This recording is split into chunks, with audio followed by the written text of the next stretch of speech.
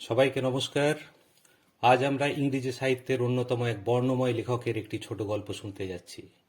রোহাল ডাল একাধারে fighter pilot, ঔপন্যাসিক, ছোট গল্পকার, কবি এবং স্ক্রিন রাইটার রোহাল ডাল মৃত্যুর ৩০ বছর পরও সমান জনপ্রিয়। আজ আমরা এই মহান গল্পকারের Mrs Bixby and the colonel's court গল্পটি শুনব। গল্পটির বাংলা রূপান্তর ও গল্প কথনে আমি সঞ্জয় চন্দ্র। গল্প Mrs Bixby and the colonel's coat. Mister এবং মিসেস বিক্সবি নিউ ইয়র্কের ছোট্ট আটপৌরে এক অ্যাপার্টমেন্টের সাদামাটা রোজগের এক পরিবার।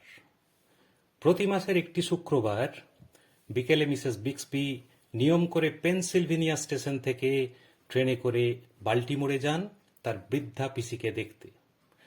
রাত্রি কাটিয়ে পরের দিন সন্ধেবেলায় এসে ডিনার করেন। মিস্টার বিক্সবি এই নিয়ে কোনোদিন গাঁইগুঁই করেননি, বরং খুশি মনেই এটা মেনে নিয়েছিলেন। তিনি জানতেন যে মড পিসি বাল্টিমোরে থাকেন এবং ভাইজি তাকে খুব ভালোবাসে, সুতরাং সে যাবে না?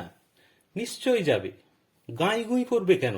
সম্পর্ক, মানবিকতা এগুলো কি হাওয়া হয়ে গেছে নাকি? আসলে পিসি পিসি সব অ্যালিবাই, ছুতো।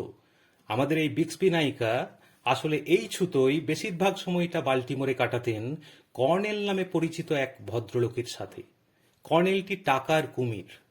শহর থেকে একটু দূরে তার বিশাল বাড়ি, না আছে স্ত্রী, না আছে পরিবার।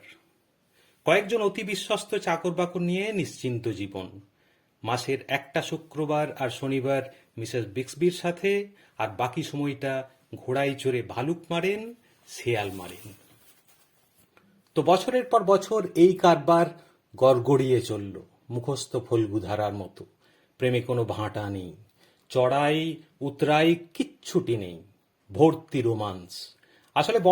আসলে বছরে সাকুল্যে 12 বার দেখা, বোর হওয়ার সময় কোথা? প্রত্যেকবারই নূতন বলে মনে হয়, আর প্রত্যেকবারই কর্নেল বেবিকে নিয়ে যা আদিক্ষেতা করেন না বলাই ভালো। 8 বছর পার হলো। ঠিক ক্রিসমাসের আগে মিসেস বিক্সবি বাল্টিমোর স্টেশনে দাঁড়িয়ে আছেন। নিউ ইয়র্ক ফিরবেন মাসিক প্রেম পর্ব শেষ করে। এবারের পর্বটা যেন এখনো পর্যন্ত সবচেয়ে দাগ কাটা। মন ভরে গেছে, কানায় কানায় তৃপ্তি। সত্যি কর্নেলের সাহচর্য সব সময় উপভোগ্য। এর চেয়ে ভালো আর কিচ্ছুটি হয় না। সে যে আর সব মেয়ের থেকে অনেক আলাদা, রূপে, গুণে, বুদ্ধিতে, তারপর ব্যক্তিত্বে, তারপর চলনে, বলনে, ইত্যাদি ইত্যাদিতে। এ কথা কর্নেল ছাড়া কি তার দাঁতের ডাক্তার স্বামী কোনোদিন বোঝাতে পেরেছে, না নিজে বুঝেছে? ওই গাম্বাটের বাড়িতে নিজেকে দাঁত তুলতে আসা পেশেন্ট ছাড়া অন্য কিছু বলে মনে হয় না। তা স্টেশনে দাঁড়িয়ে আছেন, হঠাৎ করে পাশে কে যেন বলে উঠল, দিদিমণি, বাবু আপনাকে এটা দিতে বলেছে।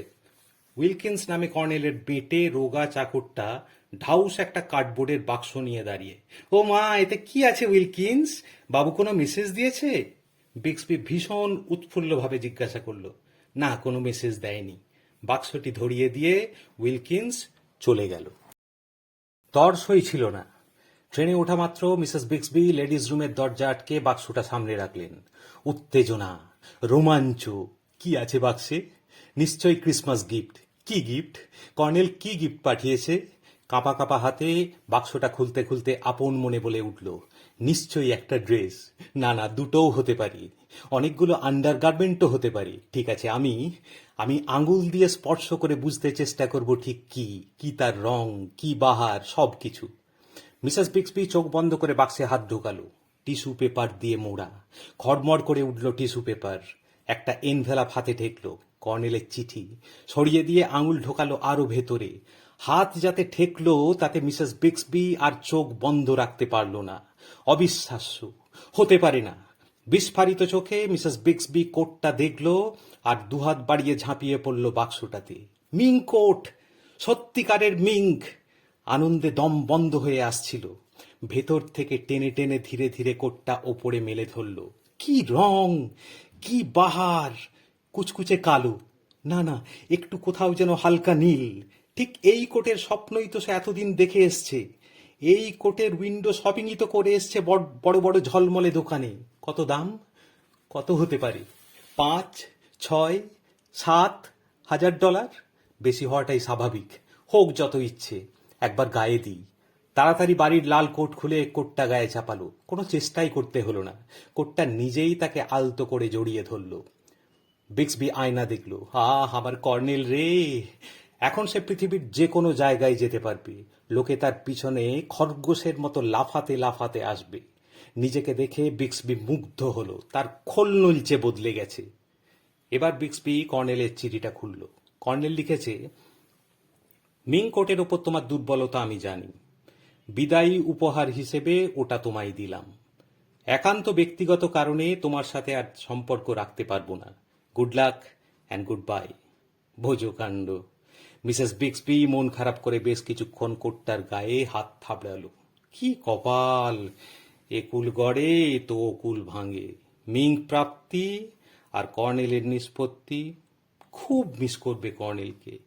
চিঠিটা মুড়ে ছিঁড়ে ফেলতে যাচ্ছিল, দেখতে পেল পিছনে লেখা আছে, ওদেরকে বলবে মড পিসি দিয়েছে। এতক্ষণ সুখ দুঃখের যে হাসিটা ঝুলঝুল করছিল, এক নিমেষে তা উবে গেল। বিরাট একটা সমস্যার কথা সে একেবারেই খেয়াল করেনি। আজ শনিবারের উইকেন্ডে কথা নেই বার্তা নেই, সে যদি $6,000 সত্যিকারের মিঙ্ক পড়ে ড্যাং ড্যাং করতে করতে গিয়ে বলে কোটটা মড পিসি দিয়েছে, সিরিলের মতো এক নিরেট ডেন্টিস্ট যে তার ক্যারিজ, বাইকাস্পিড, রুট ক্যানেল ট্রিটমেন্টের জগৎ থেকে নড়ে না, সেও যে প্রশ্নগুলো করবে তার উত্তর সে সহজে দিতে পারবে না। কারণ মড পিসির নুন আনতে পান্তা ফুরোই, সে দেবে মিঙ্কোট। হাই ভগবান, কি হবে? আর 10 মিনিটের মধ্যেই তো ট্রেন পৌঁছে যাবে। এই কর্নেলের বাচ্চা জেনে বুঝে এই বিপদের মধ্যে। কিছু ভাবো বিক্সবি, কিছু ভাবো, মাথা ঠান্ডা করে কিছু ভাবো। ঠিক পারবে, আগে অনেকবার পেরেছো। এই কোট ছাড়া যাবে না। প্রয়োজনে স্বামী সংসার সব ছাড়বো, জান দিয়ে কোট রক্ষা করব।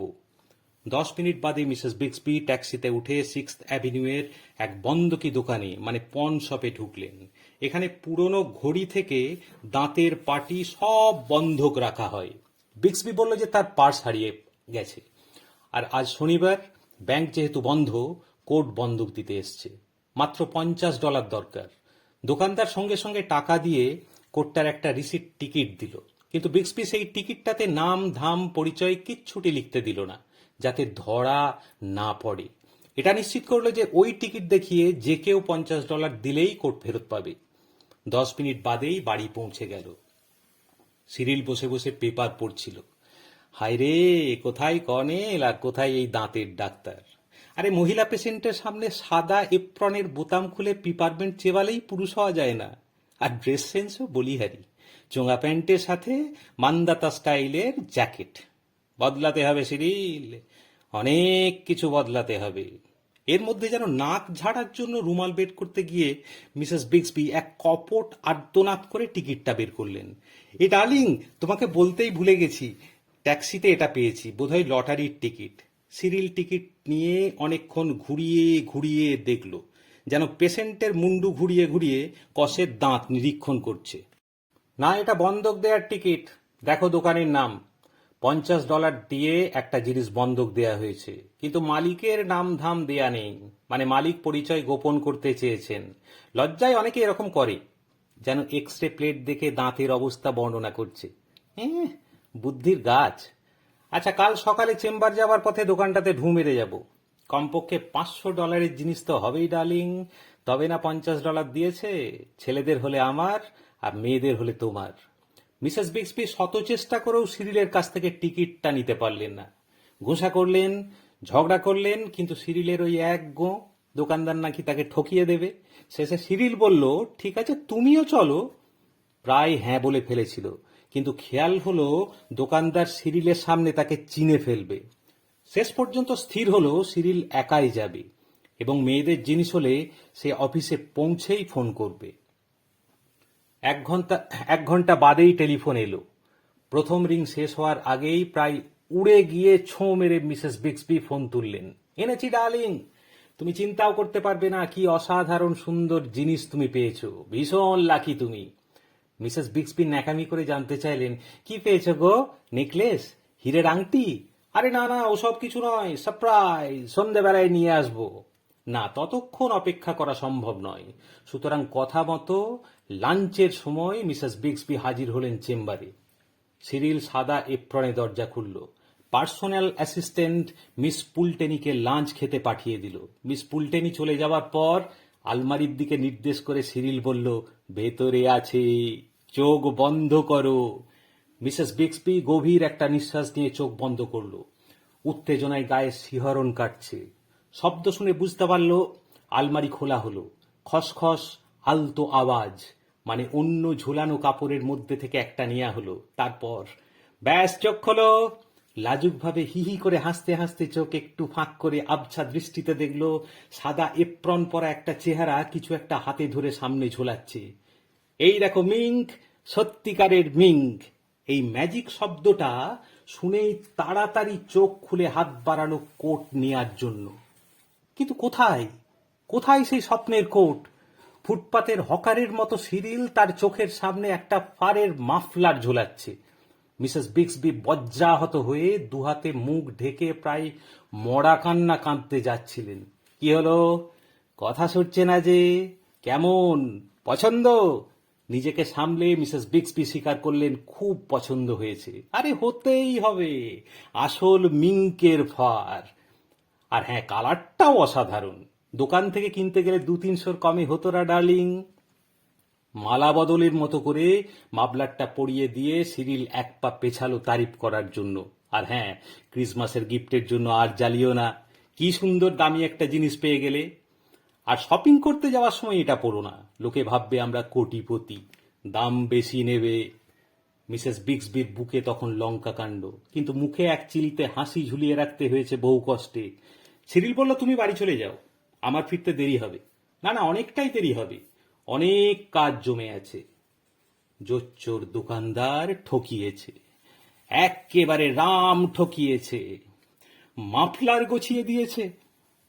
এক্ষুনি যাব, দিতে যদি অস্বীকার করে খুন করে জেলে যাব। দড়াম করে দরজা বন্ধ করে মিসেস বিক্সবি চেম্বার থেকে রিসেপশনে এলেন। আর ঠিক সেই মুহূর্তেই দেখলো পার্সোনাল অ্যাসিস্ট্যান্ট মিস পুলটেনি রাজেন্দ্রাণীর মতো তার পাশ দিয়ে লাঞ্চ খেতে বেরিয়ে যাচ্ছে। কি ঝকঝকে দিন না আজ! কথার সাথে একটু হাসি ছুড়ে দিয়ে মিস পুলটেনি একরাশ সুগন্ধি রেখে খুটখুট করে বেরিয়ে গেল। মিসেস বিক্সবি বিহ্বল হয়ে দেখল কর্নেলের দেয়া মিং কোটটাতে মিস পুলটেনিকে রানীর মতো লাগছে।